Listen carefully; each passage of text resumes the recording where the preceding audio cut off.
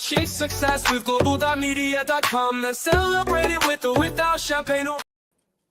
Yay! Great day. Great day. How are you doing, Simone? I'm well, thank you, Amy. So lovely to join you on here. Yeah, so have you pressed the stream to your audience button at the top right of your screen?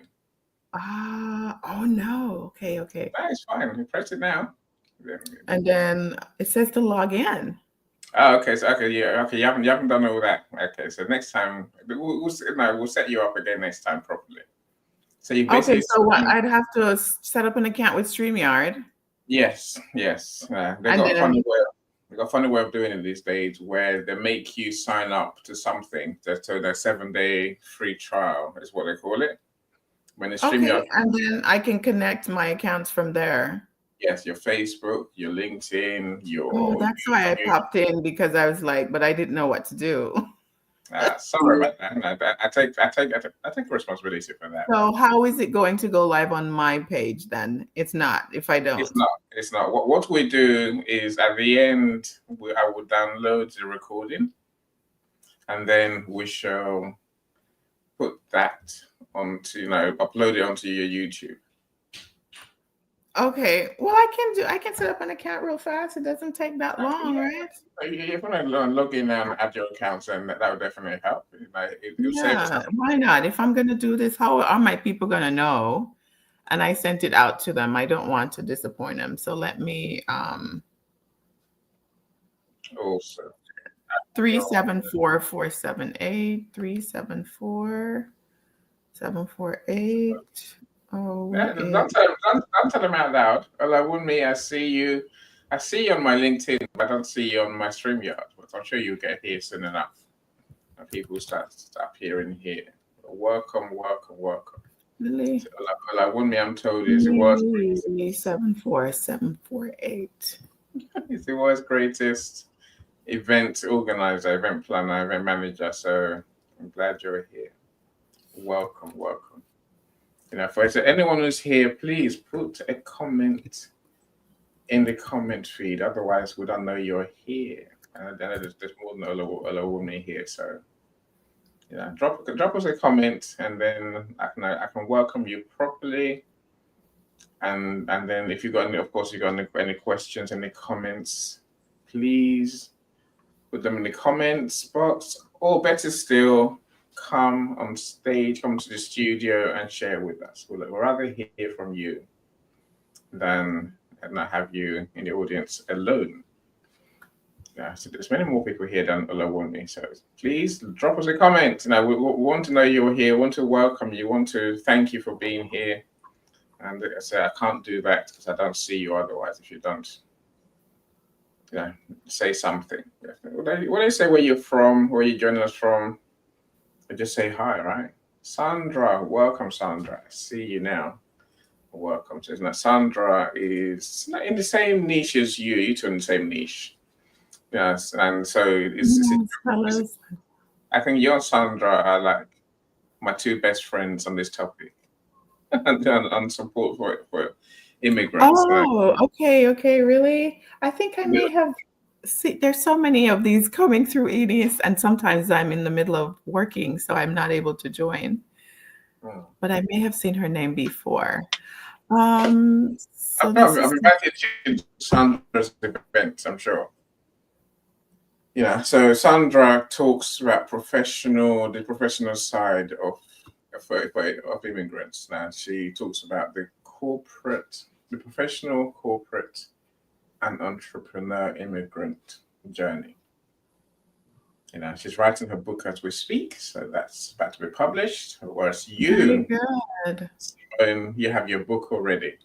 It's a joy, and and also you talk about the other parts. The other life of immigrants, the personal life, and then exactly. I mean, I think I touch a little bit on a bit of everything: life in corporate, the workspace, how to adjust to coming from a collectivist environment and now being in the Western world that's considered more individualistic, and how do you adjust and learning the culture and also life outside of that. Being a working mom, a working professional mom is one that I posted on today. Others include dealing with the healthcare industry, decoding the healthcare industry, decoding challenges such as racism, discrimination in the wider population, socially and so forth, building relationships and sharing yours, for example. So they can all hear me, right, Nini? I can't hear you. I'm Can you muting hear? myself. Oh, they can all hear you. Oh, Everyone can hear you loud and clear. I can hear you loud and clear. I'm You trying to can't. log in to hit my add my LinkedIn for folks. I'm in and it says live stream. How do I sorry No, folks. okay, We right, logged in right. a little early to try and set this up, but this is my first one, so I'm going to be very authentically honest with you. We're figuring it out as we start here in the first 10 Okay, so minutes. everyone has a first time, right? Everyone has a first time. So when you try to stream to LinkedIn, it doesn't ask you to log in. Oh no, okay, just left for a second. Accept. All right. Do I welcome all of you? No, I want Sandra to know who's here.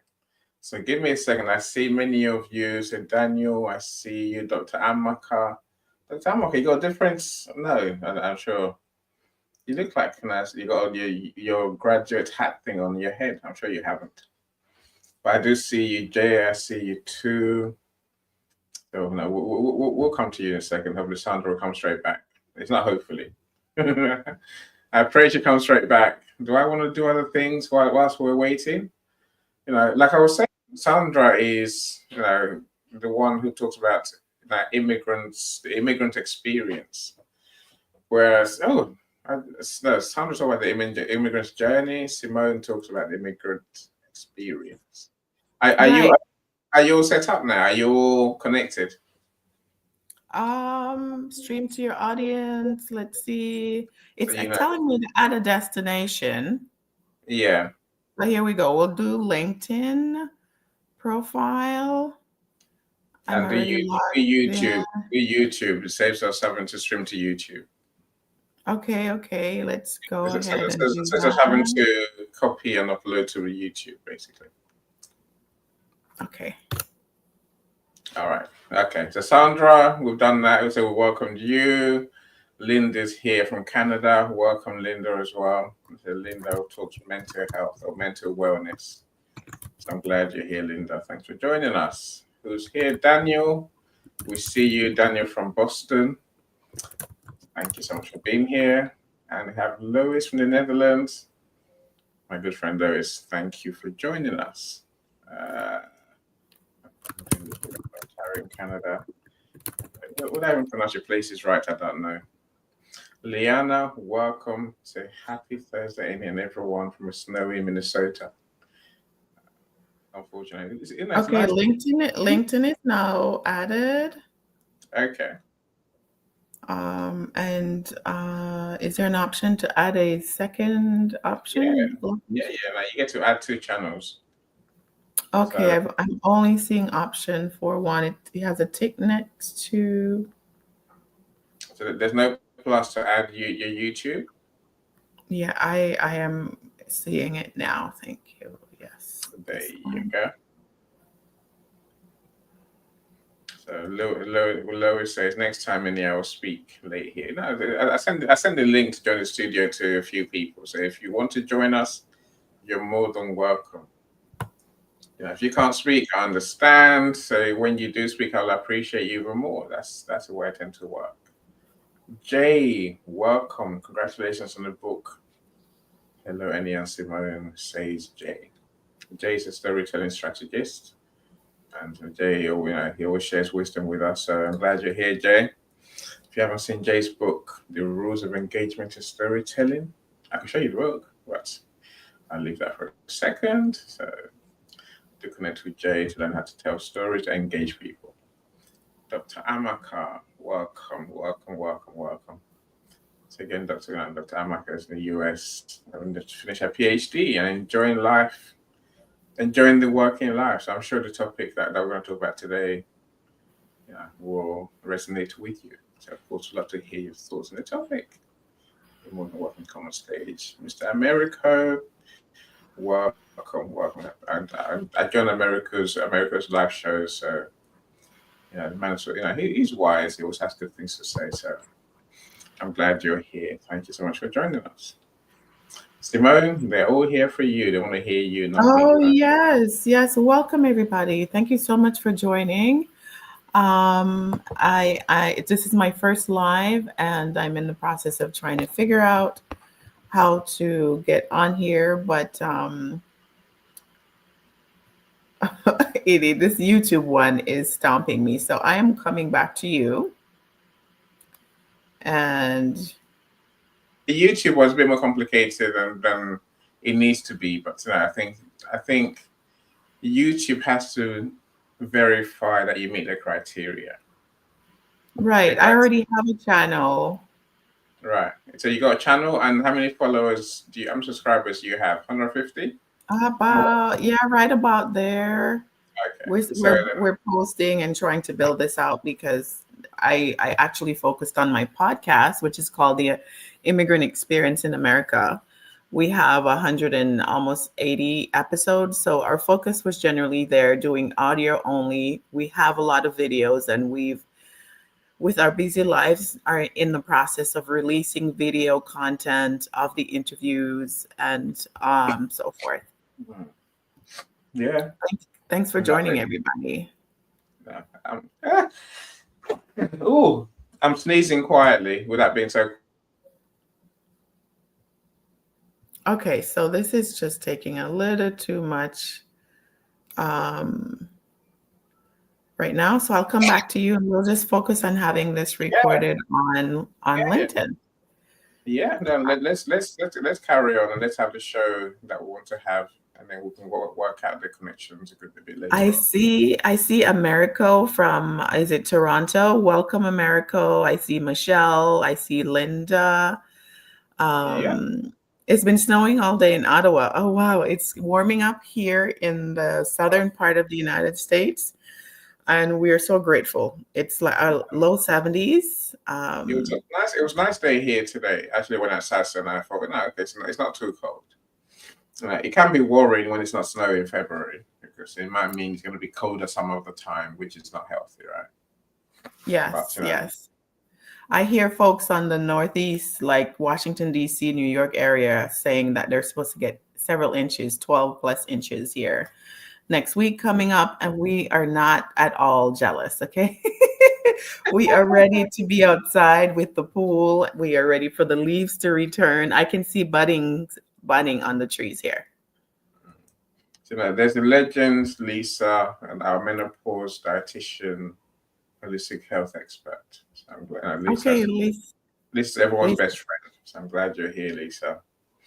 Thank you so much for joining us. Of course. Thank you, Lisa, for joining. Thanks for joining. If you've got any questions, put them in the comments. If you want to come in the studio, I'll share the link in the comments page. So do join us. I said, you're welcome on stage. You don't have to have your camera on, but you have to enable your camera and your microphone before you join the studio. Otherwise, I can't bring you up. Yes. Okay. But once you get in the studio, then you can turn your camera off. That's perfectly fine. Anyway, look, most of my friends here, you know me, and if you don't know me, my mission is to bring people who do amazing things to the world. I want to make them famous. And Simone's one of those people who I want to make famous because she's written an amazing book, Decoding America. That beautiful book. You have to sing this full glory, right? That beautiful book. So, Coming Home to Yourself, The Immigrant Experience. It's available on Amazon, but don't go and buy the book yet. Don't go and buy the book. Slow down, my friend. Slow down. Again, those who know me know that we're working towards a book launch day.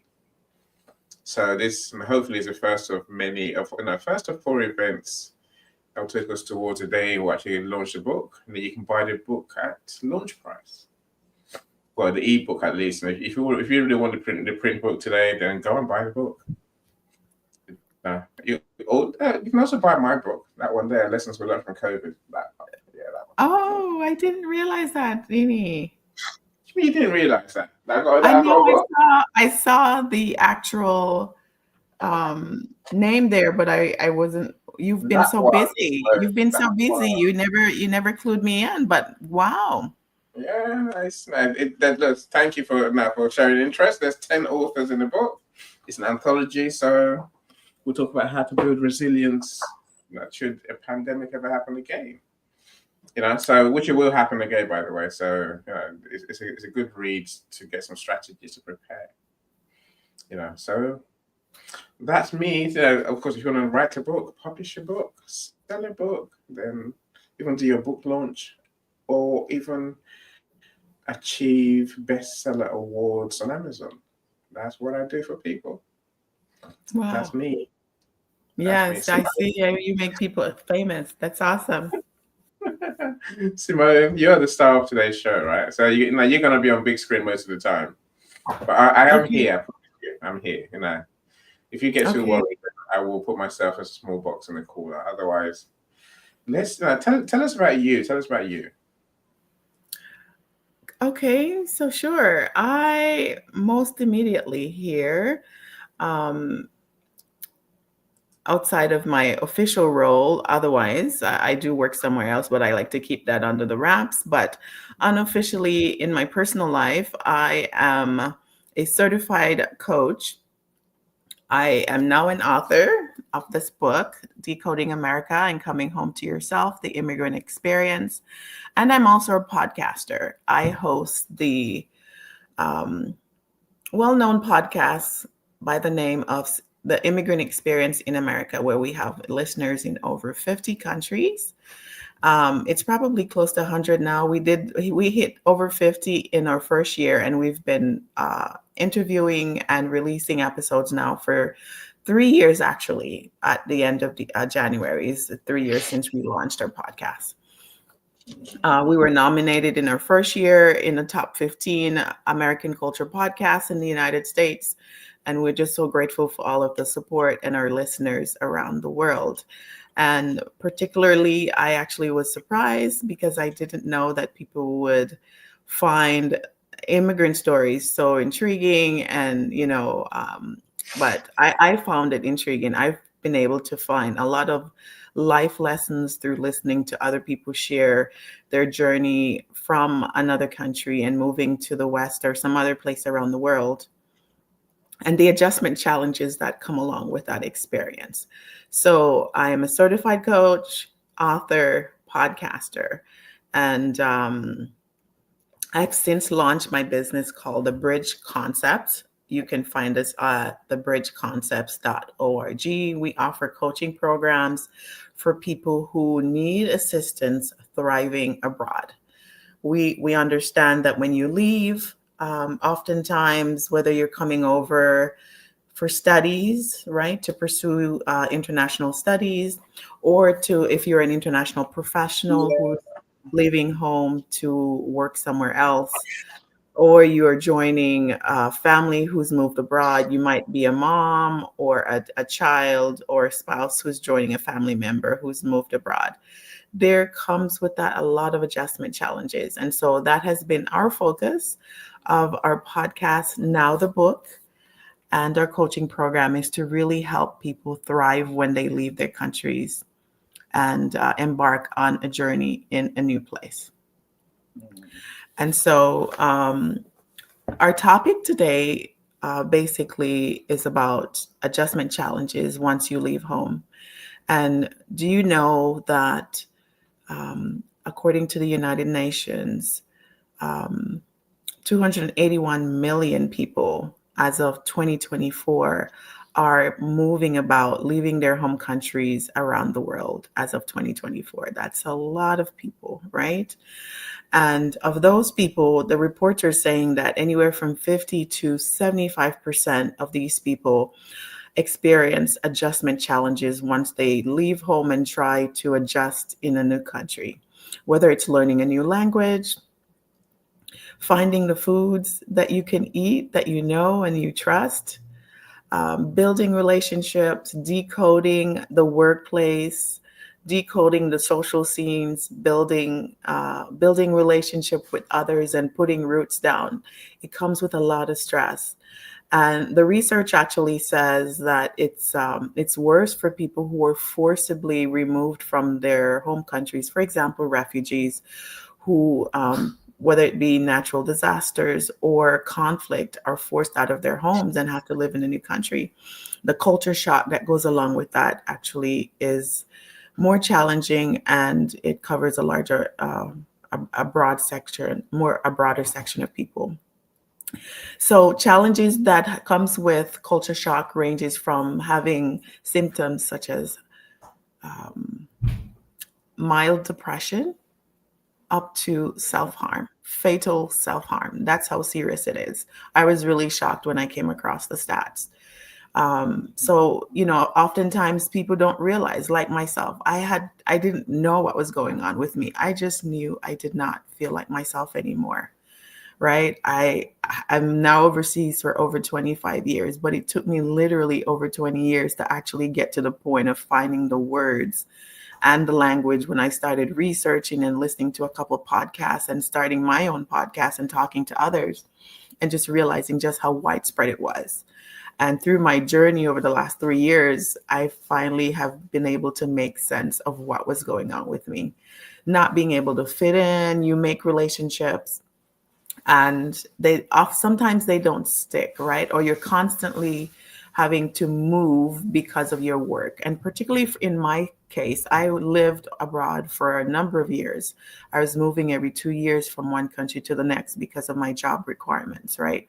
And so it might have been a bit more extreme for me because I left one country where I was born and raised, and then I moved to the US, and then I got an international job that required me to move from country to country every 2 years.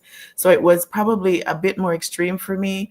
But after having that podcast and talking to people, I realized that a lot of people are having issues with culture shock. And so whether it's learning English, right? English, for example, in the United States, learning English, or learning German if you're in Germany, or learning Japanese, there's a lot of challenges and culture shock that comes with that experience. Yeah. Today, I posted, did you have a comment, Amy? Or Oh, any? did I speak? Yeah, I spoke. No, of course. No, I think the culture shock thing is a real thing, and I truly believe it is. I said, whilst I'm not an immigrant per se, so I was born in the UK.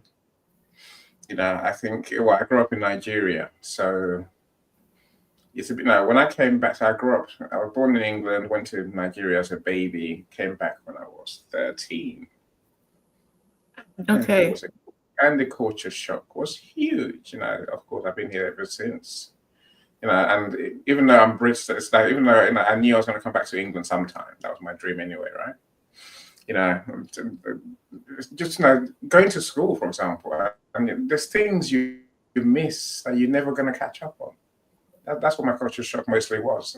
Even today, now 35 years later, people talk about TV programs, and I haven't got a clue what they're talking about because I wasn't here. I was in Nigeria. And if you don't watch those programs, if you're not part of the conversation when these things are happening, you never catch up. And those conversations just feel like they feel very alien. You think, what you think what are they talking about? You never know. You can't read about it. It's not the same. And so you're forever trying to catch up with things that you've missed, things that you don't know. And I suppose immigrants will come with a different conversation around a topic that doesn't quite jive what the locals are talking about. So you think, what? No, and it just feels very odd, right? The language for sure, and the accent might throw you off a bit. Again, education might throw you off as well. Literally, social. No, it's not just social skills, Michelle, as you say. It's just everything is different, and trying to blend everything, trying to get a grip on everything in a hurry, just makes you feel even more out of place. That's my personal experience anyway. Wow, wow. And I can imagine because you're actually born in the UK, and then your parents made that decision to have you spend the first number of years of your young life in their birth country, right? And then you missed out on that. I still don't. I'm telling you, up at 25 years later, inevitably I will eat, whether it's in a work environment or um, some other social scene, I will find myself in a space where there's a conversation about sports or just local stuff, and I don't get it. It just goes right over my head. And interestingly, now after 25 years, I've now become a foreigner in the place where I was born. I was born and raised in Jamaica for most of my life, and then I left. And now I go back and I don't sound the same anymore. I don't quite fit in. I can't disappear. People look at me and they can tell that I've been away, and my accent doesn't sound the same, and it makes me so sad. There is a type of cultural loss of you, a loss of cultural self is the term that happens right when you leave, and then eventually if you stay out you don't fit into your birth country anymore, and so then you become a third culture person. And so for me, my goal now is to find these TCP people, third culture people, because I feel like they will get my experience more. They'll get me because listen, I don't necessarily fit into the United States because I spent the first half of my life somewhere else. And then I come in and I've spent the last 2 decades trying to decode the United States and figuring out the culture and the communication and learning to sound more American so I can blend in and stop being asked to repeat myself. And Mm. I tell you, it's been exhausting. And so it brings me so much solace when I have my podcast and I do my interviews and people are able to share similar stories. And when I speak to somebody like my good friend Sumi, I don't know if she's on, but she RSVP'd, but I hope she didn't forget. She left. I think she left Hong Kong and went to the UK from high school, and and discovered her journey as well. And it's it's at times it becomes very sad because you no longer fit into the old country, and you don't fit into the new either. So it can Yeah, be very painful. It can be a very painful journey, and we need to find each other. yeah. No, look, I think that it's almost like it's a double whammy, as you're saying. You feel double lost, so to speak, right? And I feel double lost. You don't feel double lost, and I'm used to it now. I've got used to it. I think to most Nigerians, they'll call me a white person. Are you both? Like, okay, fine. It's fine. I sound like them, right? I sound like them, and I think like them. Is the way they see me. But what can you do, right? And of course, over time, I think you lose yourself as well. You lose your cultural heritage. You lose the thing that come with growing up in a different country. Selena, I see you. Glad you're here. Selena's one of my friends in the UK, so I'll bring you up in a second. And I think for me, Simone, the biggest shock for me was losing my language. Of course, I spoke the local language. My sister and I grew up together. We spoke the language. As soon as we came back here, so my dad was like, "You can't speak that language here. You have to speak English only." And I was shocked how quickly we lost the language. It just disappeared. Now it disappeared almost overnight. Wow. After a couple of years, we couldn't speak it anymore. But going back to your point about you have two cultures that you don't fit in. So when I go back to Nigeria, I can understand what they're saying, but I can't speak back in the language. Because I And can still what group are you a part of, Ini? Because there's so many in Um, Nigeria. that's a weird thing. So I grew up in Bendo, so Ishan, is language we speak. So Iroa, no, Bendo's Edo State now. They've changed the state system. But my dad is from Cross River, so that's why he was like, "You can't speak that language. That's not our language." So I was like, "Oh, thanks." But to lose language probably the thing that hurts the most, really, because Yes. try as we will. you can begin to lose your cultural background, which can feel quite painful. But Yeah. I'll tell you what I get though, the food, yay, yay. Yes, you I love love it, huh? it. Yeah, I cook Nigerian food most days of the week, so we try.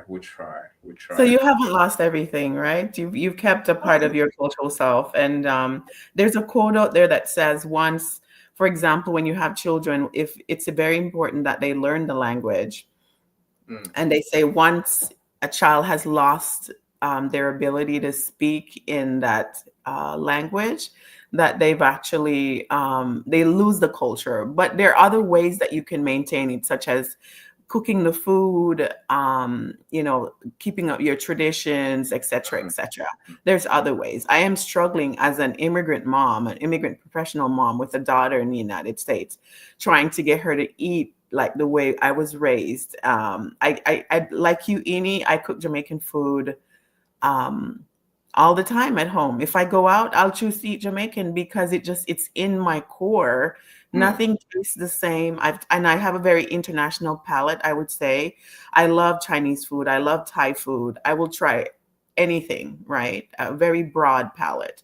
But I come home to Jamaican food because that's the way from birth. My mother just, and my family, I was raised in the middle of that. And so I'm trying to pass it on to my daughter, but it's a challenge when you're in a new country. You want her to feel like this is home. And she'll say to me, Mommy, I was born here. What do you mean that I'm from American. this place? She was like, I'm American. Like, and I'm struggling to just let her be American. But I'm like, but honey, I need you to know that if there are any issues at any point in time, that you have roots that go Mm, back 5 generations or more in mm. another place, and you have a place to go home.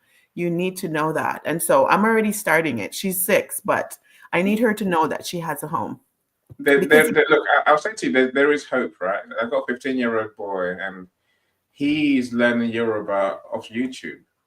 Now, he's more Nigerian than me. Now, again, it's a weird thing. So my wife would tell you I'm the whitest like, black person she knows. I'm not gonna. It's not being white. I'm the most British person she knows because even more than the white people. So like I said, that adaptation process, trying to adapt to the new culture, I literally sunk into it. I think like a white person. I think like a British person.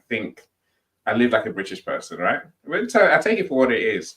But my son, he is very fiercely Nigerian, even though he's never actually been there. He said he's learned the language of YouTube. He loves the food.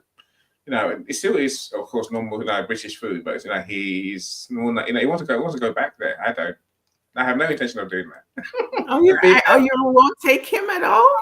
no, no, seen it, done it. No, I've been there. Well, I've got the T-shirt as well, several T-shirts for that. I haven't lived there. No, I'm not doing it.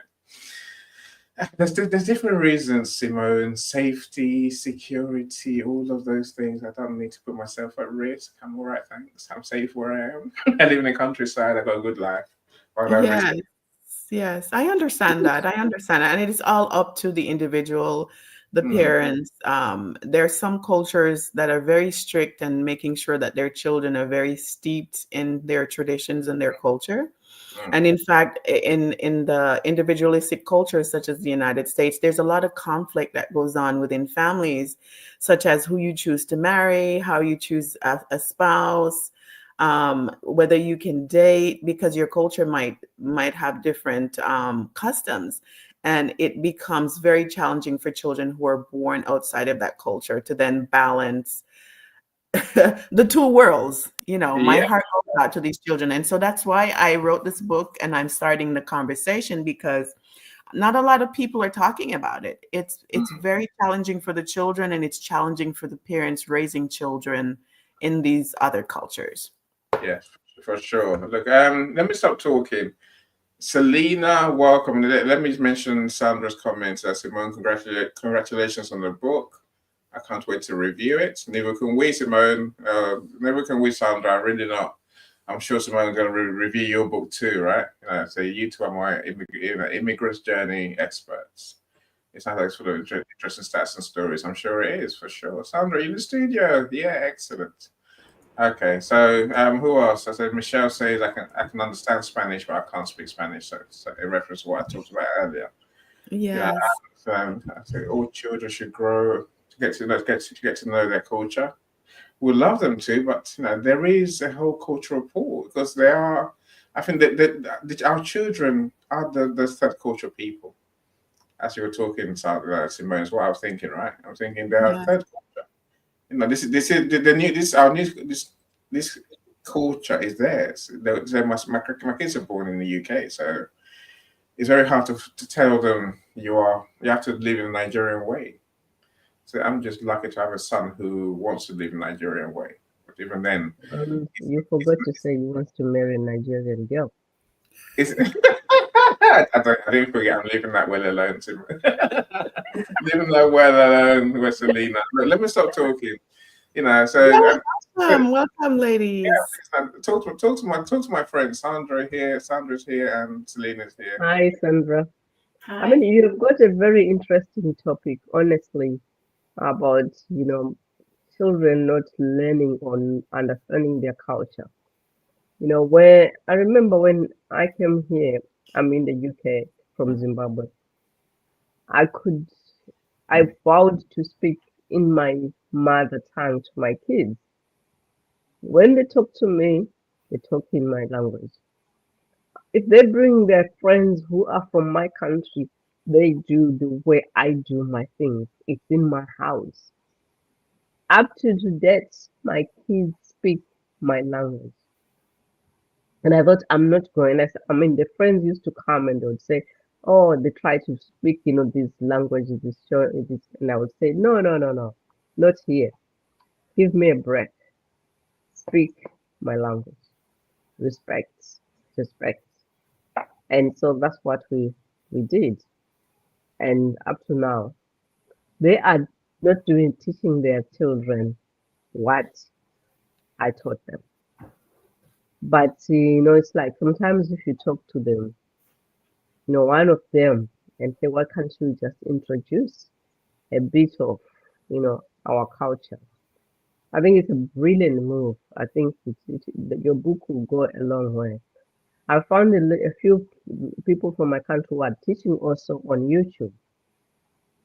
And so it's possible and it's very good to teach because otherwise we lose everything.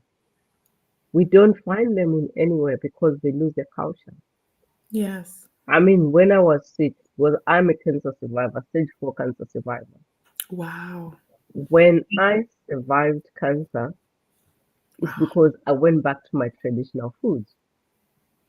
I demanded every morning I would eat my country food, lunch, dinner, or maybe 5 times a day. I would want a meal from my country. Up to now, I eat mostly I eat food from my country. That's what So I trained as a wellness coach, and what I learned there surprised me. This guy is in America, but he comes from Canada, and he says when he wasn't feeling well, he also discovered that if he had gone to do, like gone back to his country, ate what his forefathers used to eat, that was something his body was yearning. I mean, I know and he's saying, okay, I don't know, I don't have anything in Nigeria, but I know his genes were their best. They will cry. So that's why he loves that food. You say, I'll go anywhere where people can cook. We can cook their traditional rice. What do you call it? You know, that Jollof. you Is it jollof just rice. Nice. So it's like, he loves that because it's in his genes. It's not because he grew up, like loving it. If he wants the Western food, but yes. it's because it's in his genes. He will love it. So it's like we really need to understand that if you come from wherever Asia, it's in your blood. What's your grandparents? It's in your DNA. That will never change. Wow. Thank you. Thank you. Well Thank done for you, writing Lena. the book. Thank you for sharing. Thank you for sharing. And it's my pleasure. I was pushed to do it because I was going through so much pain, culture shock pain, and trying to make sense of the disorientation and just feeling out of place. And I was really just pushed to. I had to kind of release it from my body because there was so much conflict of making sense with what was going on inside of me. But interestingly, I'm not a scientist, but I've come across one person I met in Canada who actually had a very serious illness. I want to say probably cancer. And she actually said that she was advised to go back to eating the way she was eating from birth, because apparently I can explain the science, right? Don't come for me. And then I came across, I actually went to a chiropractor, a naturopathic chiropractor, and he actually recommended that the way that I was taught to eat from birth from my family, that I should return to that, because he's done a lot of the research and that he's had patients who have moved away from their birth country and have started eating differently outside of their birth country, and they've gotten so sick, and he's advised them, based on his research and what he's seeing over time, to go back and eat just like their forefathers ate, because their body would respond to it. And he actually shared a very powerful story of a lady who was just wasting away, and she went back. She was trying to be vegan, but that's not how her forefathers ate. They were like meat eaters, and she was just sick, and she had to go back to eating just like they used to eat, and she came back to health. And so you can do the research yourself, but I'm coming across increasingly that same story, Selena, how important it is to eat like your forefathers or your parents ate.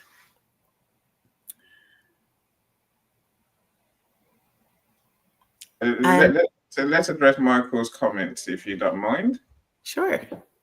Yeah, so I think he's saying Selena is dictating how she should be spoken to and addressed. It's important. Language stripping was a colonial emphasis to obliterate our culture into oblivion.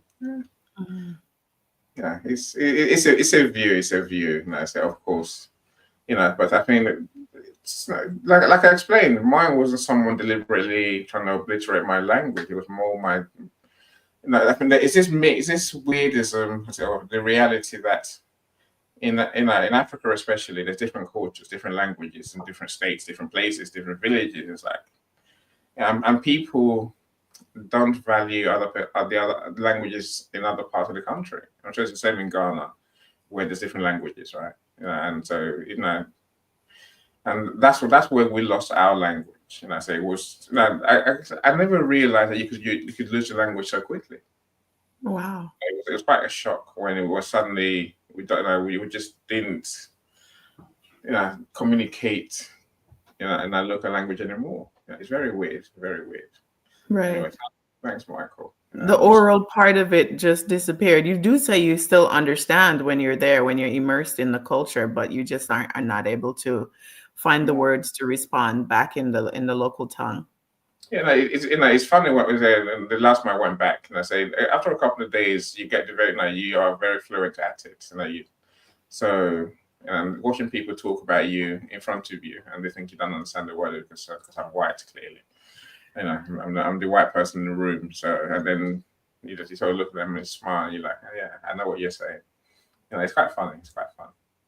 Right. So look, so please, Selena, thank you for joining us. So you're welcome to stay. But Selena is the person I'm doing the health anthology with.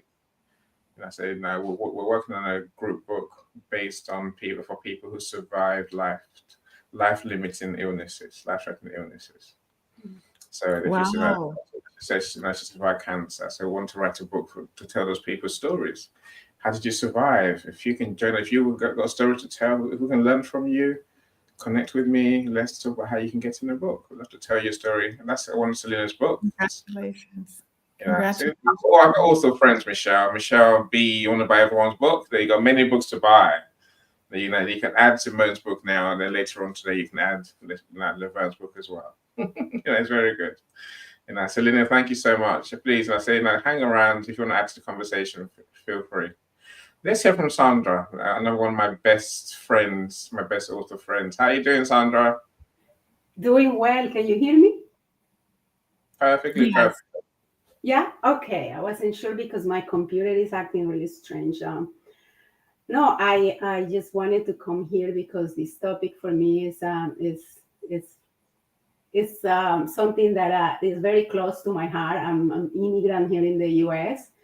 and I start talking about this um, recently, and it's a very complex topic. Um, like you were saying, there is the need for us to keep our language, teach our kids, but at the same time, we also need to be competitive in this country, right? Speaking the language to be able to succeed. So it's very complex. I am immigrant that I didn't grow up in a country where English was the language. So I speak Spanish and I came here when I was already 30. So I had to learn um, my way around the language here to feel more comfortable. And it took years for me to get out of my shell because of the language. So I always, and I had a question for you. I was wondering how great will be that the entire world speak one language so that you can go everywhere. Because in my experience, I feel like the language is probably the biggest challenge, right? When you don't speak the same language um, that the country where you went to, where you moved your life to. Um, so that's one question. You think that's the biggest challenges? Because I hear you talking about other things like, how affects the health, the way that you eat before. And I was raised, until 30, I was in my country and I moved here that late. So that's one question. And I'll let you answer that one so I don't overwhelm you. So your question is whether it's possible for would it be easier if everyone spoke the same language? Is that the My question? question is do you think, because you wrote this book, right? And I'm very interested in checking now. Do you think the language is probably the biggest challenge when it comes to being an immigrant, that is a different language, or which one you think is the biggest challenges of being an immigrant? That's a good question. I haven't rated them, but I know there's a list according to the research of things that are I think there's like a top 7 that I put in the book. Loss of cultural self, language barriers, another, culture shock is another, finding local resources, building relationships, and so forth are among the list. I'm trying to go from my memory here.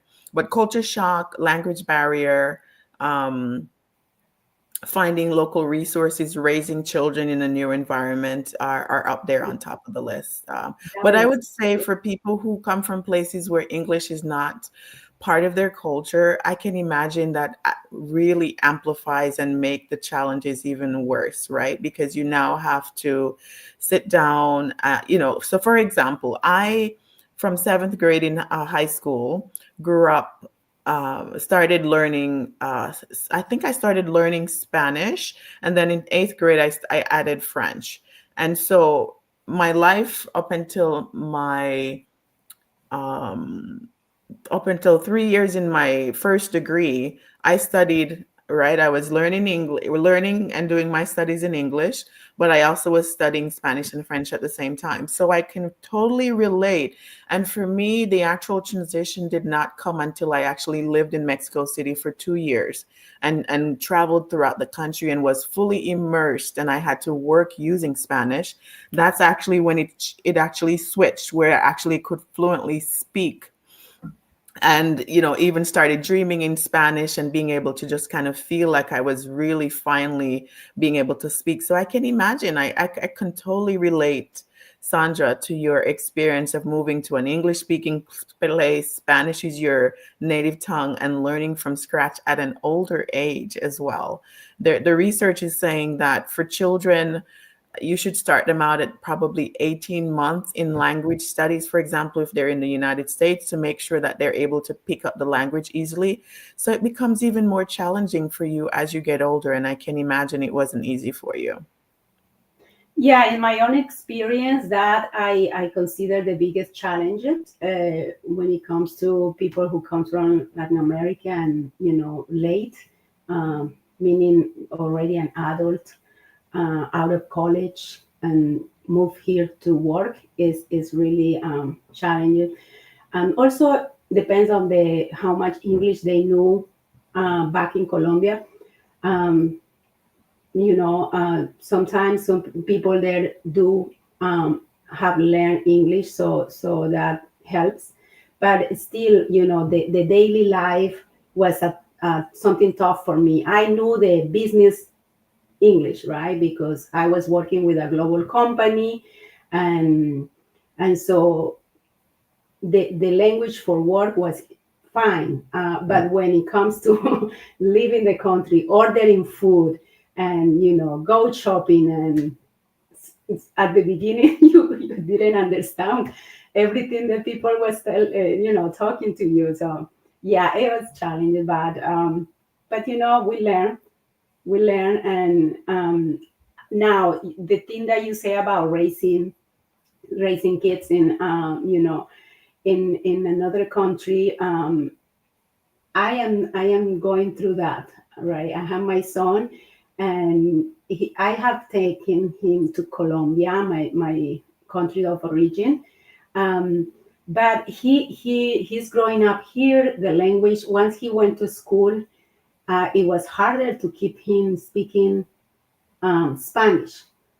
So to the point that just don't want to speak Spanish. And now he's finishing 5th grade, and now he's telling me that he's going to take Spanish when he goes to middle school. So I was very happy to hear that because it's been challenging to teach him, to keep him speaking English, Spanish, when in my house, the only one speaking Spanish is myself. So, Yes. So I'm looking forward to read about that in your book. Yes. I talk about a little bit of all of the challenges. I give my own personal story. I talk a bit about my family's arrival and how we had to decode the scene. For example, for the first time, realizing, okay, so we are considered Blacks in this country, and what does that mean all of a sudden? Because that was not a conversation we had back home, right? We were very privileged. I call it a privilege to go to school in a country where, the whole idea of discrimination and racism wasn't top of mind, right? We were just children. And so all of a sudden you're forced with dealing with this. So I talk about a lot of these challenges that people go through when you're in a new environment. And I think, Sandra, you were addressing when you spoke about your challenges, like, knowing business English. However, there's a lot of what they call colloquialism, right? Our local lingo, right? That people use. And in the United States, where you probably have people in from every country around the world here. And depending on what city you're living in, you're interacting as well with so many of these people. And so they have their own way of communicating. Makes it even more complex. And so for me, I think that added to the stress and feeling of exhaustion for a very long time is because I was in an international career as well. I was overseas. I was using Spanish. I would come back in the US and I was in the Washington, D.C. area. And then I found myself being in a very international space. So I'm communicating with my friends who are Latinos, my friends who are from other countries.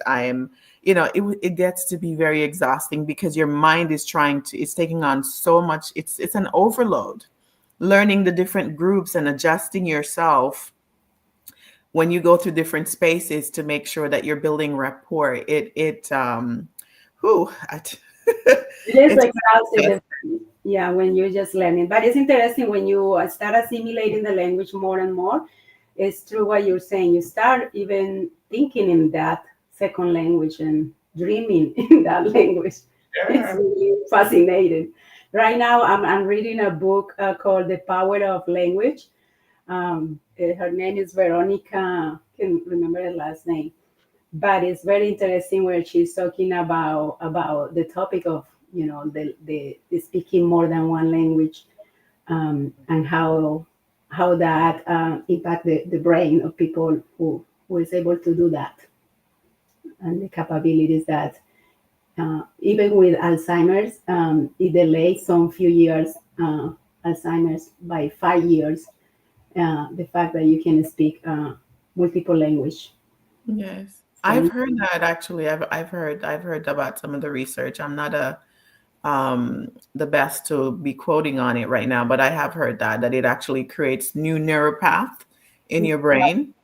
And so over time, it actually is beneficial. But I wanted to address something that you said about raising children. Third cultural kids is what they call them, TCKs, raising children in a new country that is different from the one where you were raised. There are some schools in the United States that are called where you have language immersion schools, right? And so that's something that you could probably check out if there's a Spanish language immersion school where your child could have, for example, for half of the day in English, half of the day where they're learning in Spanish, and that actually does help. We know of a few here in our area, in the Atlanta metro area, and some people, we're taking advantage of that. Others are doing that as well. So our children can, from kindergarten age, actually learn English, but as well as a second language alongside everything. And, it actually is pretty helpful to reinforce what you're doing at home. yeah, I did check out a school when we had my son in going to kindergarten. At the end, we decided not to get him in that school, but the idea was that he was going to be learning in Spanish. But we were a little concerned that will get him behind. So at the end, and we asked for people who already had kids in the school, and the feedback was in that they had learned really, somebody. My husband had his boss had a friend who had a kid in that school, and the language I think was Korean that they were teaching, and didn't really saw the the benefit compared with the money, the cost that was that school. So we didn't do it. But I heard about those schools too.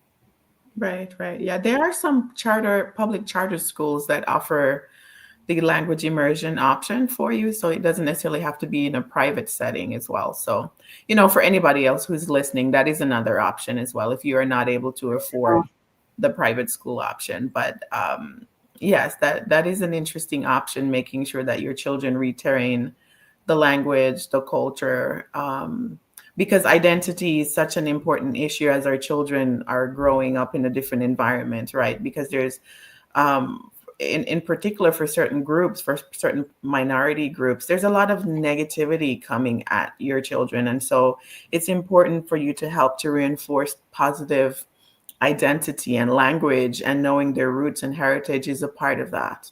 And so, it's important for my daughter to be exposed to know where her mom is from, where her dad is from. And she may choose to assimilate fully into the American culture because she was born here. That's an option she has. But I want her to be a global citizen, as they say, right? To be exposed to other cultures and to be kind of more broader in her thinking. So, because that was my experience, and that's important to me, I guess. So it all depends on the person. Some people really choose full assimilation, which is basically they learn the local language, they stick to one culture, and they just really choose that. And there's no right or wrong. I think everybody has that option. Some immigrants, when they move abroad, they really like they pick up the local accent like so well. Like you'll probably meet people who are from other countries and they sound so American, like Ini was telling, the example of himself. And there's nothing wrong with doing that. It's people make different choices. But for me, it was important for me to hold on to my roots and my heritage.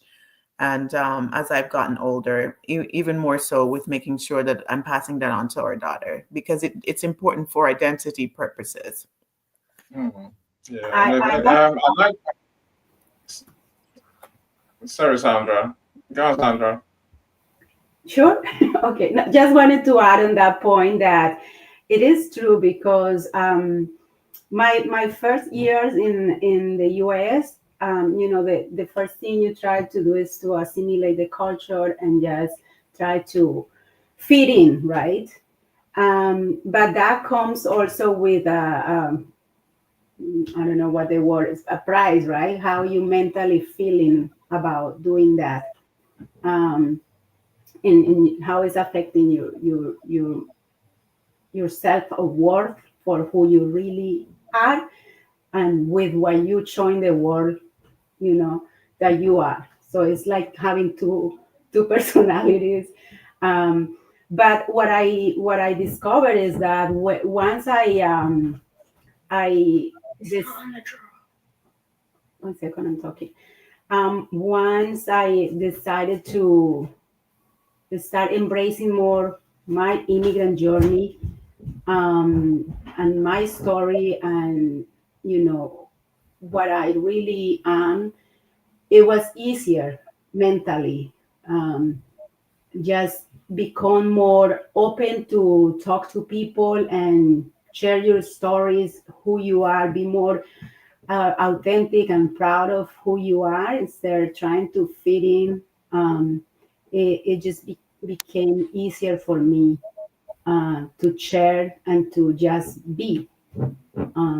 So that was my experience, but it took time to get to that point because at the beginning was just trying to fit in. Yes. And this was not happening. You still feel very strange. You just don't feel, and you are not authentic. So you can really add the value that you want because you're just trying to pretend all the time, right? So that's my experience. I just wanted to share that. Yes. No, I could totally relate, Sandra, because for me, I felt like after a while, I felt like my confidence was waning or getting weaker. I just didn't feel like myself. And I just decided, okay, I can't hide what I look like. I can't hide where I come from. I can't hide that when I open my mouth, I sound different from a native person, right? Even till today, after 2 decades, I still, people, as soon as I start talking, they're like, where are you from? Right? That question that comes inevitably. And so I had to stop and get to a point where I just fully embraced and accepted that this was who I am. Because sometimes if you continue to run from it, it's not going to be helpful. You might as well just accept who you are, and this is a part of who you are. And once you become comfortable with the fact that this is your authentic self, you embrace the old, you embrace the experiences and what is a part of you in the new country, and then you're becoming, a hybrid of these two places. And so I encourage people, just embrace what you are, what you look like, what you bring to the table, whatever you sound like. And believe me, your confidence will grow leaps and bounds once you just rest in that you're authentically a bit of these two places. Yeah, that was the case. Sorry, Annie, just to conclude. Yeah, that was exactly my key to confidence, to do exactly that, embrace, who I am, the accent, everything, without any embarrassment, just be. And it was powerful. So true.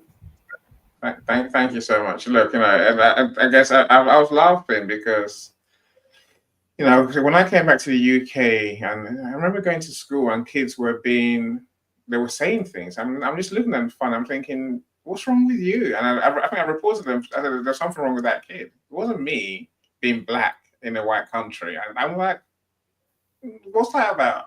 You know, I never understood the racism thing. You know, in the early days, anyway, I just didn't understand where they're coming from. Because of course, I was a black kid, and I still thought everyone was black, even though I could say they were white. I thought racism is that really a thing? Why would that kid have a problem because I'm black? I don't get it. They got a problem, not me. It helps me for a little while, I have to say. You know, it helped me to see it's not my problem. It's their problem. So I like Michael's comment. I mean, it was referring to what you were saying earlier, Sandra. That maybe we should learn to dream in our native tongue. That could be half the answer to maintaining our language. You know, I'm sure for me, it resonates in the sense that we talk about your self-talk and how you talk to what you say to yourself. That's what affects our reality, right? You know, so if we get to talk in our native language in our heads, surely the language will stay a bit longer. But here's the question for you, Sandra. Here's a question for you, Simone. Here's a question for you, Selena. You know, it's a rather long one, but the long and short of it is how do African Americans return to their heritage mindset? That's the question that's at the very end. Oh, I'm sorry. Repeat. I'm sorry. If you look at it, I said you can read the rest of it. You can read all of it if you want. But essentially, Marco's point is that we have been we've been robbed of our heritage, and he's saying that he's extremely sad that he's lost most of his cultural heritage. He's from Uganda, who lives in the US, right? And his question is, how do African Americans, in other words, return to their heritage mindset?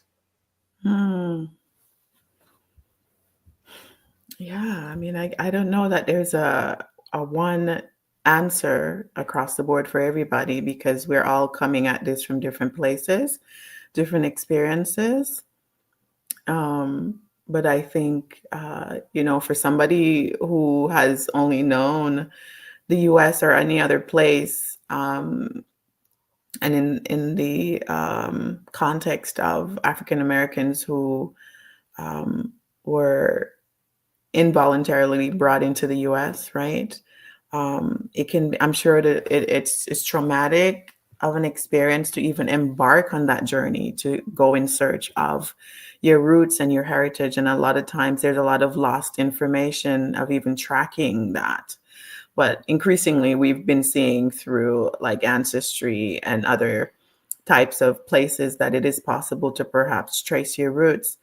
But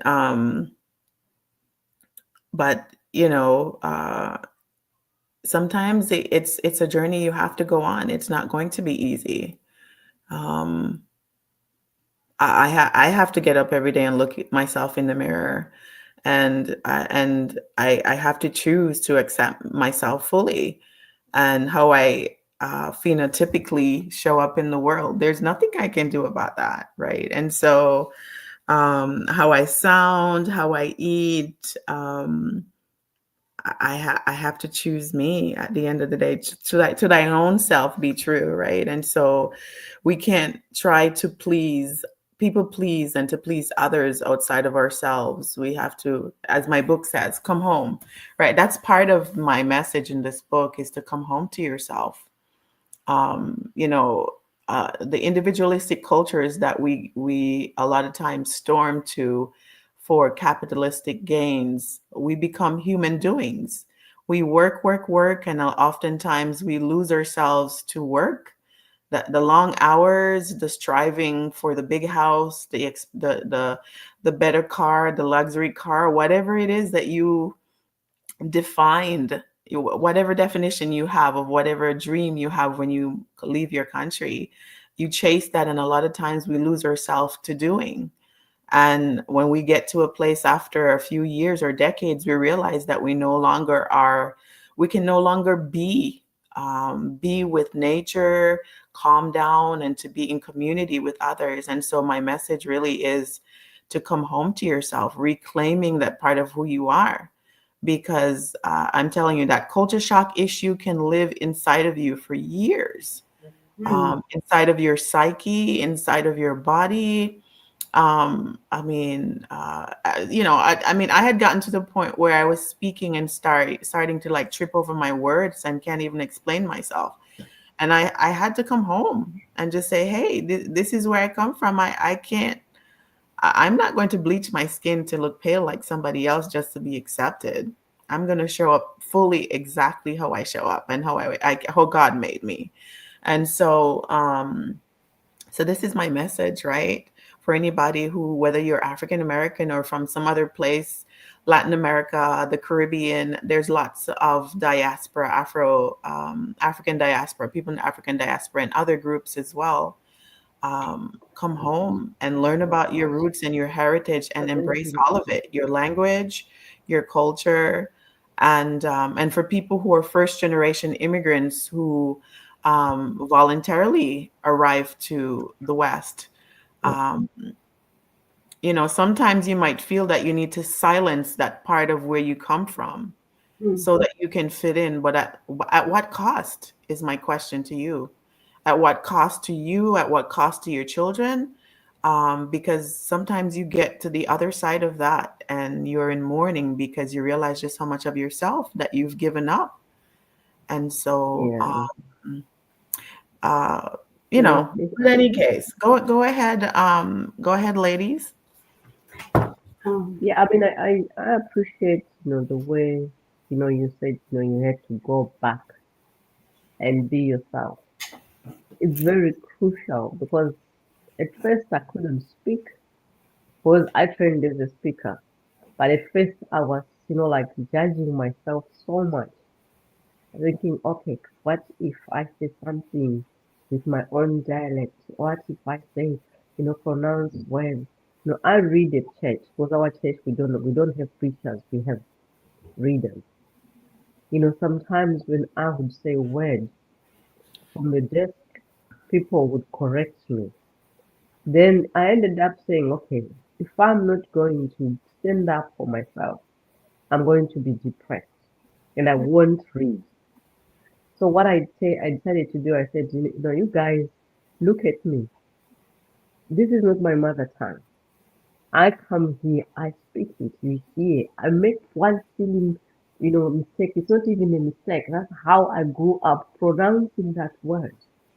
You say bad, or I grew up saying bad. I was taught by an American English teacher. And now you say, oh, I should say bad. Oh, it's bad news. I'm used to saying bad news. So it's like, it's either you want to understand it or you don't. You listen with your love, not just to see she's going to make a mistake. And then sometimes people are like, when did you learn English?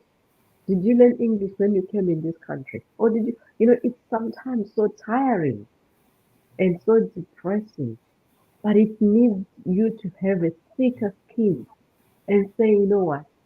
I'm at least communicating. They can't say a word in my mother tongue. And we know that, love is a universal language.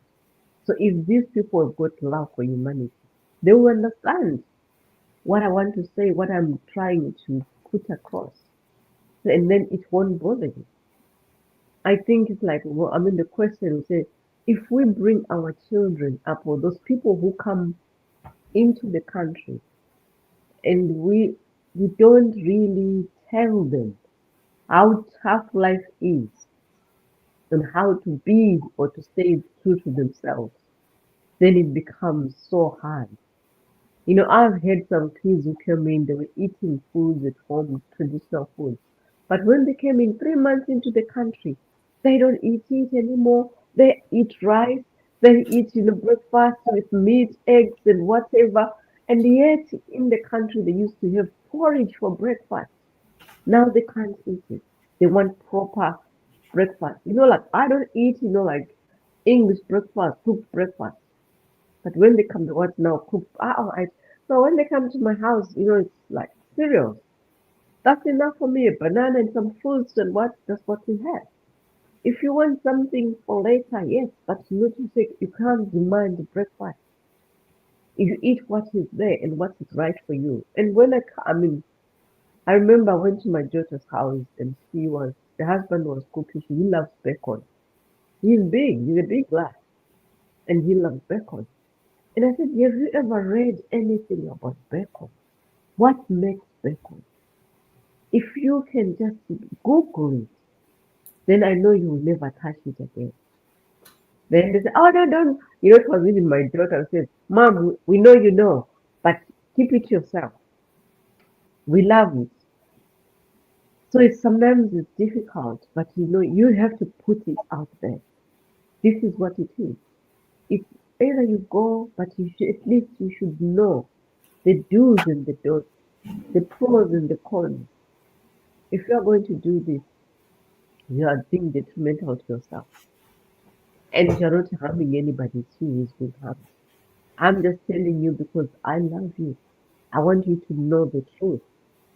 You know, you give yourself you will never be, I mean, like British. I'll never be British. I'm married to a British, but I'll never be British. Even to him, my husband, I'll never be British. You will always see the difference in me, in my culture. We walk together along the streets, you see black people, you say, look. And when we see a white person, he doesn't say anything. So I also learn to say, when I see something funny with a white person, I'll say, look. Then he said, oh, what's wrong? I said, oh, I don't know. I just wanted you to say. Because it's like, that's the way you wanted to put me down. And I thought, I'm not going to allow it to happen to me. I will stay at the top of the situation. And just, it's not because I want to be rude, I want to be what. It's because I want to keep my sanity.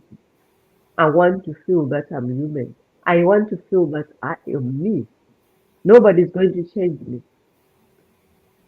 But then when people come, let's tell them the truth. Even before they come, once they start telling us that they want to come, things will be different, yes.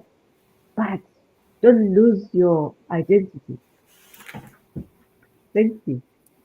And I also think that part of the depression that people experience through culture shock comes from denying your authentic self, like just who you are genuinely. I mean, you get up every day and you're constantly just denying and pushing it down and just trying to be someone you're not. I Mm. came across some quote of someone expressing that some depression actually does come from people not listening to their inner voice and constantly denying it. And so the statistics that's out there that, you know, people experience mild depression to the extent of fatal self-harm, it's serious. And so, you know, I say just embrace who you are, embrace your superpower. I think it's a superpower for someone to have been born in one country, or you speak a native tongue and then you move to another country and you learn the native language. For people who speak English, you might not have to, but you'll have to learn the different ways of saying and expressing things.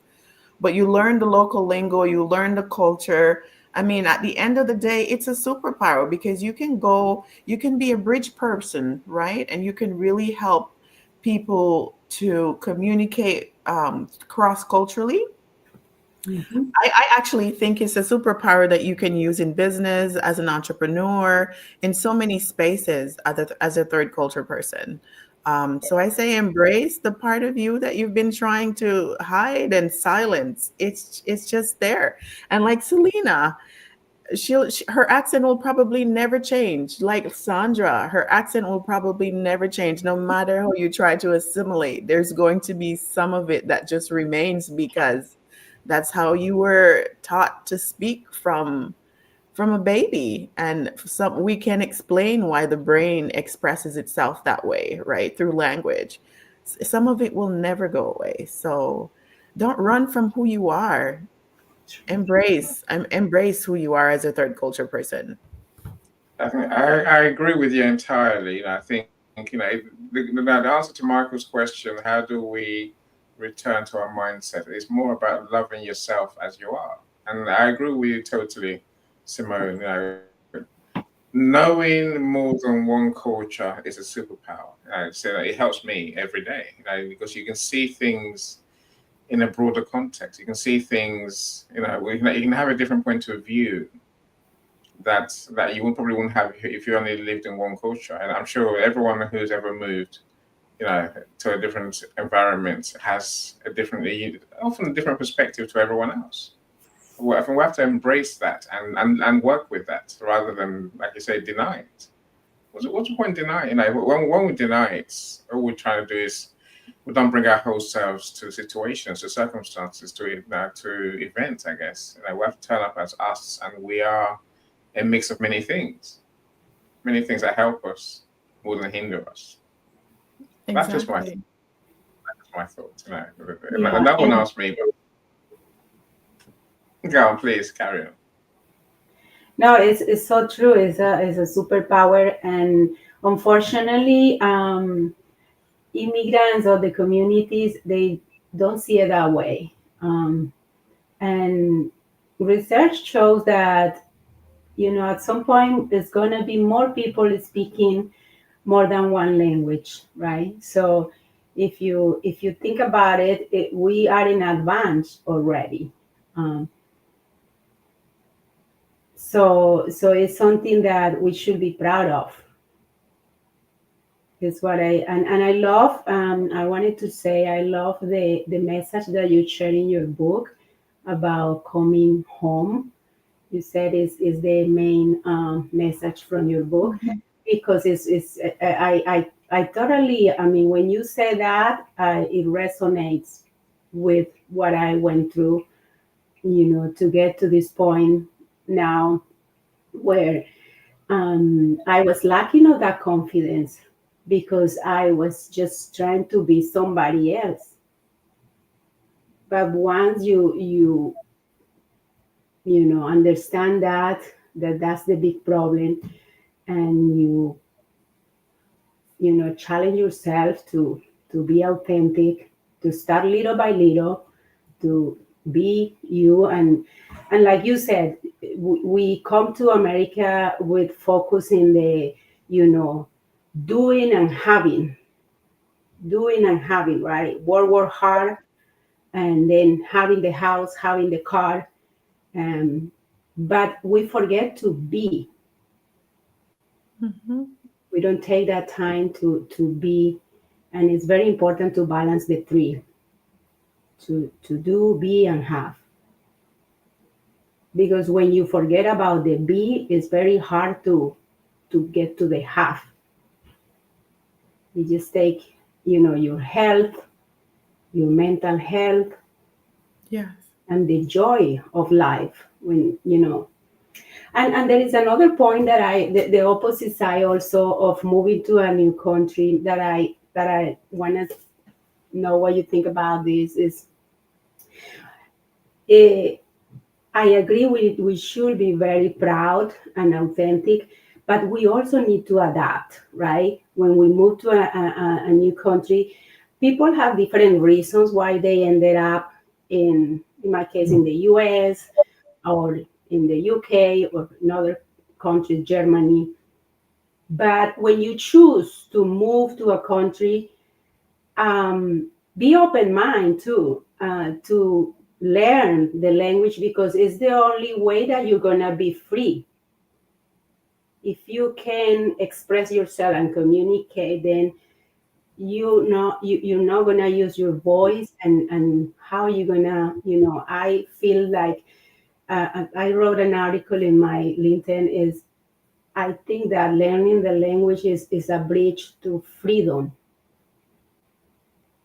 that you cannot feel, at least you're never going to be perfect, and that's not the idea. The idea is just to speak the way that you do it, and get better with time, right? But to do your best to learn and to try new things. I mean, um, I love food, and I love to try everything. I love to eat my Colombian food when there is opportunity, or eat, new things. And I know maybe contradicting someone that thinks, oh, it's my food that I enjoy, and that's fine. It's just my own, opinion about, learn other, acquire other tastes, just because if we go to another places is to learn to embrace other things, right? Is I think there must be a balance, but very important always to be yourself. Yes, I'm totally with that. Is what I wanted to share. Yes. I totally agree Thanks. with you, Sandra. Any? Yeah. I just want to welcome a few people before our time runs out. Renisha, I think you're one of the LinkedIn users that we can't see your name, but thanks for joining us. I'm glad you're here. Thank you so much. She has to leave, and extremely insightful. Yeah, I look forward to the recording. Please watch the recording, enjoy it. If you're on my YouTube, please like, subscribe, comment, do something. I like today's video, and then watch other videos and subscribe, please. I want my YouTube to grow. I'll say that for sure. Right? I suppose the other thing to say is. There are many more, a few more comments. Platine, I see you. Welcome, Platine, from Zambia. He says, "Thank you for joining us. I'm glad you're here." Of course, the kind words towards you, Sandra and Selena. I'm so glad. Yolanda, I see you as well. I'm glad you're here. Welcome. Yolanda is our pink lemonade lady, so she's doing campaigns around breast cancer. Do connect with her, and you'll see the good work she does. So Michelle says, when you're blind, you can't see color. Literally, the concept color blind. Or Michelle is blind as well, so she doesn't see color at all. That's what makes it so lovely, Michelle. That's what makes it so lovely. And let me stop talking. I can do my back to you, Simone. Oh, thank you, Annie. Annie. Oh, which one is it? You correct me afterwards. But I wanted to know. It's any. If I spell it ANY, that's right. Sandra did the other day. They will call me anything, right? Literally anything. So, now I'll remember. Just think of anything. Okay. Thank you for that. But I wanted to address something that Sandra said about the importance of adapting to your new place, right? So I talk about ethnocentrism, right? Which is basically like every culture that you basically feel that your culture is the best, right? It's superior to other people's culture. And so in a country like the United States or in like the UK or other places where you have so many different people from around the world who are coming together, and everybody believes that their culture is the best and superior, you can imagine that there is a problem, right? And so when you're in a new place, I encourage people to, come home to yourself and embrace your own roots and heritage, your language, the way you show up in the world authentically. But in order to survive in this new place, you will need to learn to adapt and also keep an open mind and to embracing the local culture, spending time with people from the new country, learning their lingo, the way they communicate, how they deal with people socially, and share yours and be curious about theirs, right? And I'm still changing after 2 decades. It's taken me a long time to find the language to really express what I was going through, but I'm finally making sense of it all after 20 years. And my podcast created the platform for me to have conversations, to really learn from others and to get the language. It's like every interview I have, I learn something else in myself, right? Oh, now I understand. That's what I was experiencing. I learned the language for it. And so if I didn't reach out and start this platform to share my story and then to have others share their stories, I would probably just remain in pain and trying to make sense of the disorientation that happens to you once you leave your home country.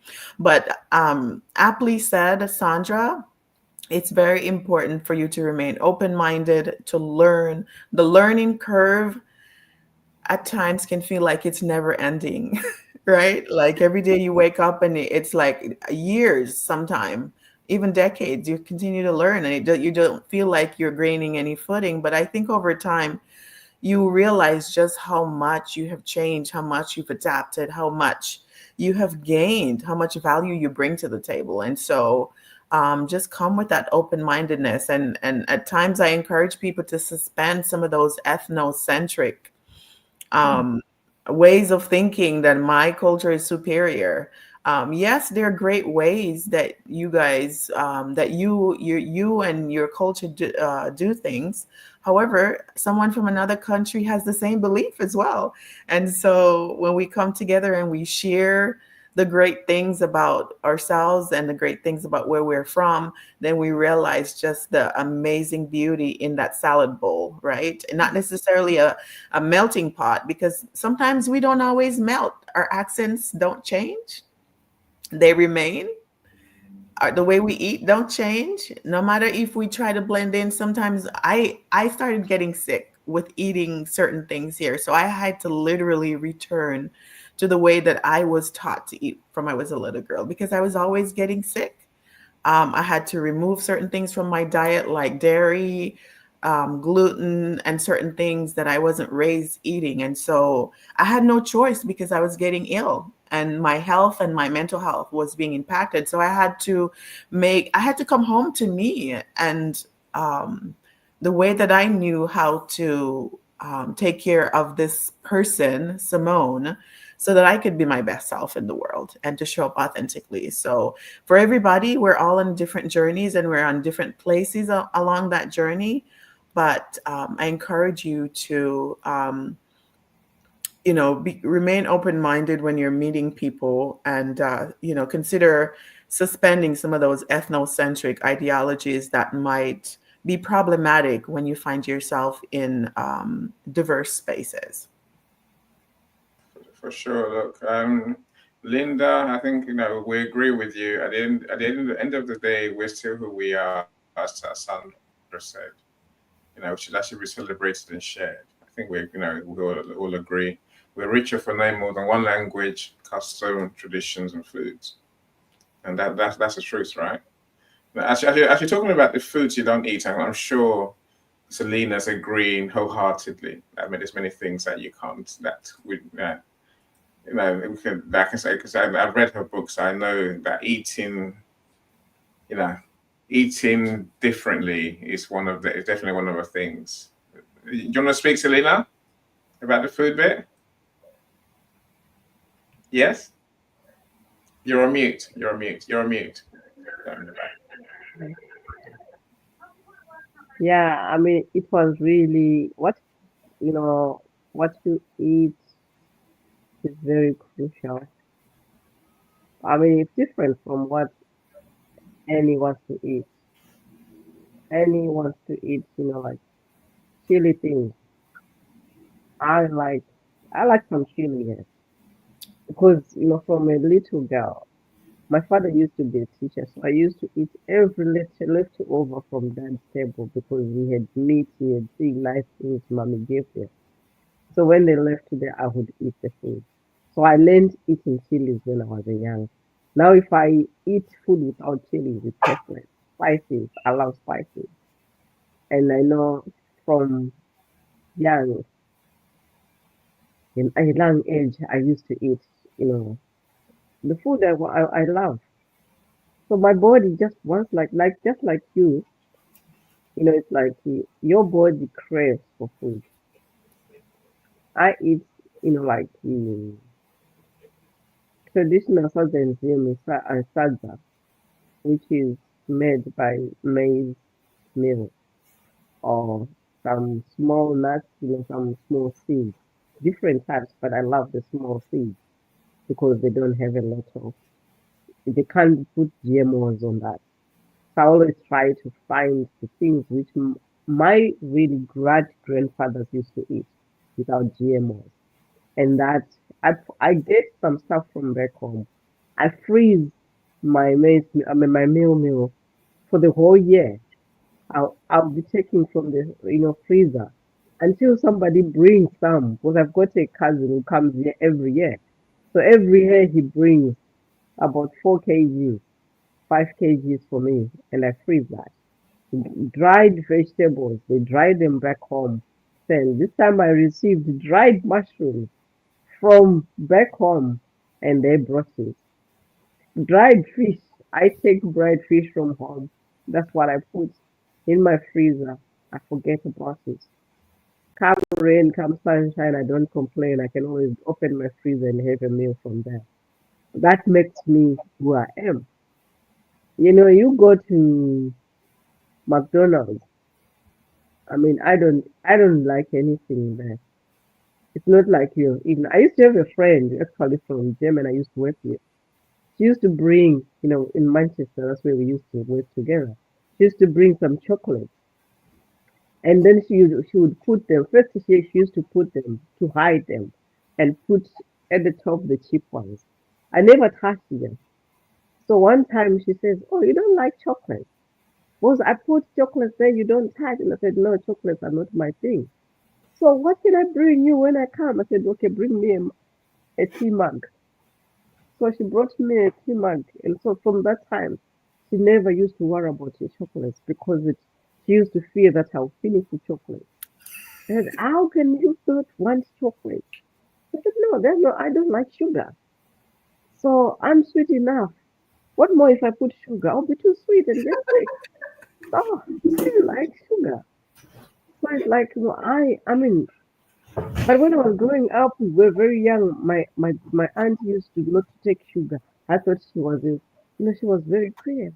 How could she not take sugar? Because I used to think tea is sugar. But when I knew that, I've got bed cells, I've got good cancer cells in my body.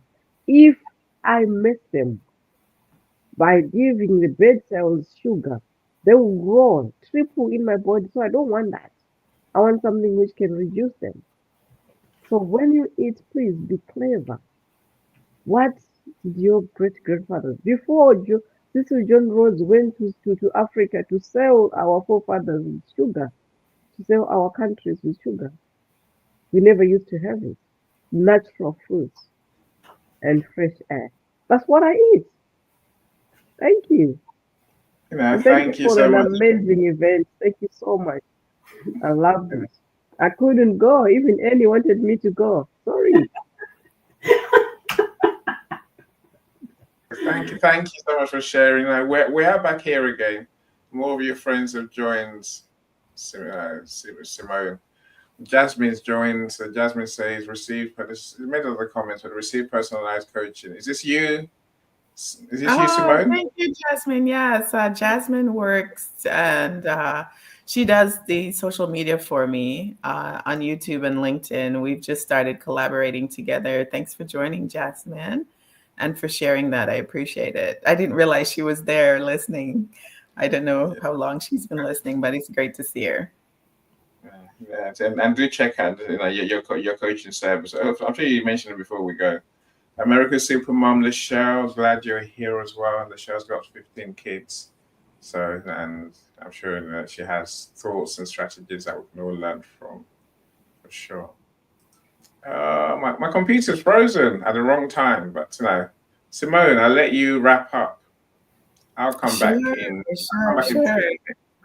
It's been such a pleasure joining you this afternoon to talk about adjustment challenges that immigrants face when they move abroad.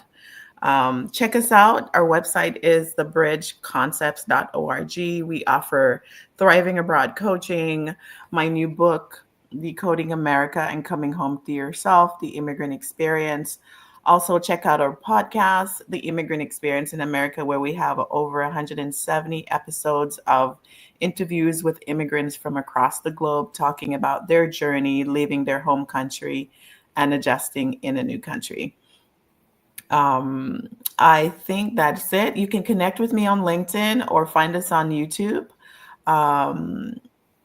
It's been such a pleasure sharing this book with you. Thank you for the support, everyone.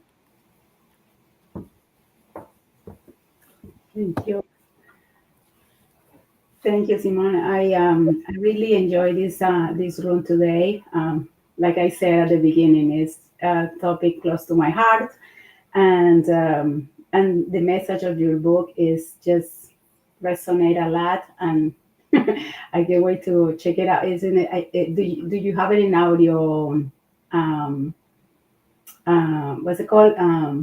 Audio. Audible. Yeah. We're working on that. It's not official as yet, but it's available in print, um, online worldwide. We've In noticed Canada, right? Yes. it's on Amazon. It's at Barnes and Noble. It's different places. I've seen people buying it from the UK, so I know it's available overseas as well. Anywhere books are sold online, you can find it. Decoding America, but most people can go to Amazon. It's easily found there. Or you can contact me. I'm selling it on my website as well. Don't do it. Don't buy it yet. Buy it on launch day, please. Don't. Oh, okay. Okay. We wait. So And he has a Yes, strategy. yes. Every book counts on book launch day for the bestseller. So I will always beg you not to buy it until then. And after launch day, you can buy as many copies as you like. If you're coming to buy the ebook on launch day as well, then I will happily leave you be. You do you is what I say. Linda, one of the best events so far. There you go, Simone. Thank you, Linda. I appreciate it. And thank you, Sandra and Selena, for I hope I didn't chop up her name. It's Selena, right? Yeah. Yes, Selena and Sandra for popping in here and sharing in the conversation. I appreciate it. You gave me energy to keep going, and and peppering the conversation with your input. I really appreciate that. No, thank you. I'm sure the notes you made are still in your hands. You can use them another time. My friends do come with long notes, but they don't actually get to go through them. Yeah. It's a good thing. Thank you for amazing conversation. Definitely will thank you. For sure. Thank you, everyone that's joined us. Look, your job, Simone. Sorry, Sandra, please. Thank you. No, I was just saying thank you. You have this friend you hide this friend because I should have met her way before. But it's great that meeting you today here, Simone. Yeah, nice to meet you. Sí, mucho gusto, Sandra. Mucho gusto. Connect with me too. I can't connect you now. I can't see your name. Yes, let's connect on LinkedIn, and I'll be happy to support yours. It's just sometimes there's conflict with other activities going on, but I'd love to join you, Selena, Sandra, to learn more about what both of you are doing on nutrition and the immigrant experience in corporate, right? Correct. Yes. Thank you. Don't think I haven't tried, Sandra. I've invited Simone to your events many times. But Simone has the time often doesn't work for Simone. That's our problem. But let's see if it does going forward. That's the thing. Yes, I will look out for Simone ones. Yeah, Simone, your task is to go through the comments on the event page and respond to all of them. Good luck with that. And then connect with those you want to connect with. Oh, on StreamYard, or it will show up on my page? On LinkedIn. All on the LinkedIn page. Okay. So great. Go to the page and see what comments that people made. I'm sure there's hundreds of them. And respond to those that you need to respond to. At the same time, connect to those you want to connect with. Or at least follow people who resonate with you. And then they'll send you connection requests. And you have conversations with them. It was a happier place. That's how our program works. Thank you so much. Thank you so much, everyone, for joining today. I enjoyed sharing my part of the world with you. Superb. Look, I'm going to play our outgoing song. So thank you so much, everyone. Potentially we're back here again in 2 weeks' time. We'll work on our next episode, right? Yeah, Sandra, we'll continue the conversation. We will. Sandra and I are next week, so thank you so much, everyone. Enjoy your evening. My next show is on in 40 minutes. We're talking about Levan's book, Late to the Game but Winning. So we're talking about parenthood, really. So if that interests you, please do join us. I'll share the link in the comments. If you want the link directly, let me know. I'll send you the studio link as well. Enjoy your evening, people. Bye, everyone. Bye, everyone. Bye-bye. Thank you. Every step forward is a new beat for your drama. She's success with Global.Media.com and celebrate it with or without champagne or rum. She's success with Global.Media.com.